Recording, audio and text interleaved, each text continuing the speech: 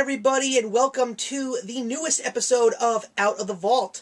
If you need to catch up, take a look at some of the other classics that I've already reviewed in the playlist provided in the box below. So, with it being October, and of course Halloween is all the rave, I was wondering if we could possibly talk about a classic that could be Halloween-themed, and I did in fact find one, to a certain degree. It came out in 1949, before the golden age of Disney princesses warmed the hearts of millions of children worldwide. I am talking about the 11th classic, The Adventures of Ichabod and Mr. Toad. And this was the last of a whole series of films that was a couple of short stories woven into one. This time it was all about two specific ones, based on a folktale and a famous novel. The novel, of course, was Wind in the Willows from the UK, and the other one was The Legend of Sleepy Hollow from the United States. So it was a really good telling of two specific classic tales from opposite sides of the pond. There were also two great narrators from each respective country narrating throughout these two short films. We had Basil Rathbone going with Wind in the Willows, and the legendary Bing Crosby with The Legend of Sleepy Hollow. Now, there have been many renditions of these two stories in some shape or form. Most recently was the Tim Burton, very much underrated film Sleepy Hollow, but these two films, in respect in one, were in fact very close to the book, with a couple of Disney twists. The Wind in the Willows was first. I really don't remember the book, and I read it such a long time in grade school, but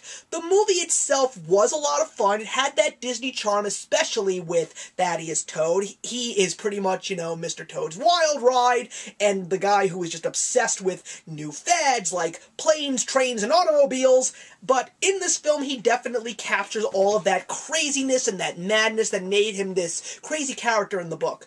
Mole and Rat and Badger really didn't have much of a role to play in this short film, and there were just some parts that I kind of felt did fall a little bit flat, but it was really impressive because even though it is animated, it was definitely not for children. There were some very violent scenes, there were some scenes in the movie that kids wouldn't even understand, and that flows very much into the next story, which is The Legend of Sleepy Hollow, which is so appropriate for Halloween. And I know that it's the story of the Headless Horseman. I know that this was something that is a true ghost story in America, but it really doesn't happen until the very end of the story.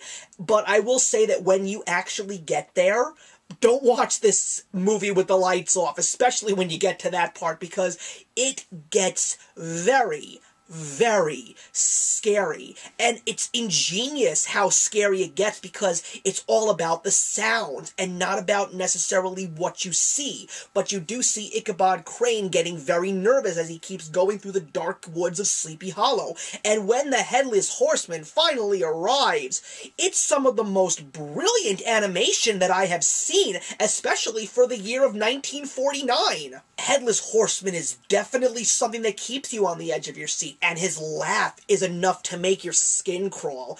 And then when you get to the very end of that film, you are left sort of craving more, I guess. I mean, that's what I got when I finished watching this movie. Even though it started off really slow with The Wind in the Willows, but when it ended, I was just really happy that I saw this movie. Is it a movie that I would plan to see again? Yes, I really had fun with this movie. It's definitely not up there as one of the greatest Disney classics of all time, but when you actually find out that these two stories are in fact the 11th Disney classic, you get a little bit more respectable towards them. So all in all, I highly suggest that you see it, but definitely if you plan on watching it late at night, have a friend or a family member with you, especially when you get to The Legend of Sleepy Hollow. So I'm going to give The Adventures of Ichabod and Mr. Toad 3 out of 4. Thank you very much for watching, everybody, and of course have a very spooktacular Halloween and be safe, and I'll catch you in the next Out of the Vault. Actions speak louder than words.